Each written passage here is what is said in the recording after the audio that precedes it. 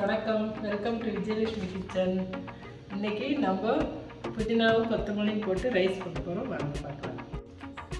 அதுக்கு தேவையானது ஜீரக சம்பா ரைஸு, கொத்தமல்லி ஒரு பிடி, புதினா ஒரு பிடி, 5-6 பல் பூண்டு, ஒரு துண்டு இஞ்சி, ஒரு வெங்காயம், ஒரு ஸ்பூன் ஜீரகம், பட்டை 1, லவங்கப்பூ 1, ஏலக்காய் 1.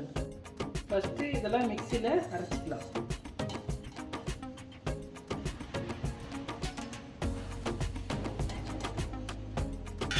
நான் 1 டம்ளர் ரைஸ்க்கு 5 பச்சை மிளகாய் போட்டிருக்கேன். நம்ம ரைஸ் தாளிக்கிறதுக்கு 3 ஸ்பூன் எண்ணெய் ஊற்றிக்கலாம்.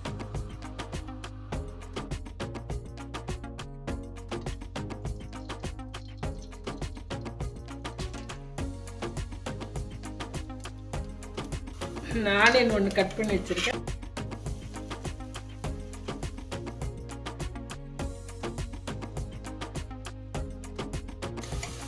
இப்போ ஆனியன் வதக்கி வச்சு அரைச்சதை ஊற்றிக்கலாம்.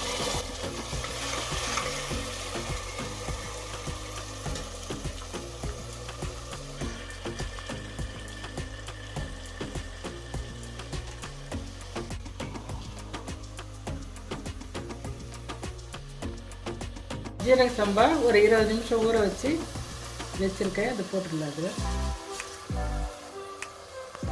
1 டம்ளர் அரிசிக்கு 2 டம்ளர் தண்ணி ஊற்றிக்கலாம்.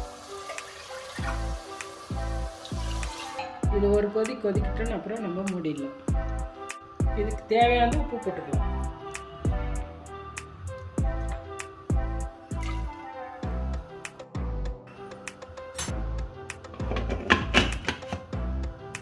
மூணு விசில் வந்தோடனே ஸ்டாப் பண்ணிடலாம்.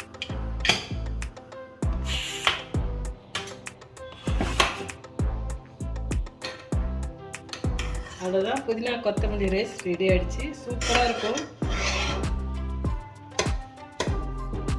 இப்போ எலுமிச்சம்பழம் கொஞ்சம் விட்டுக்கலாம்.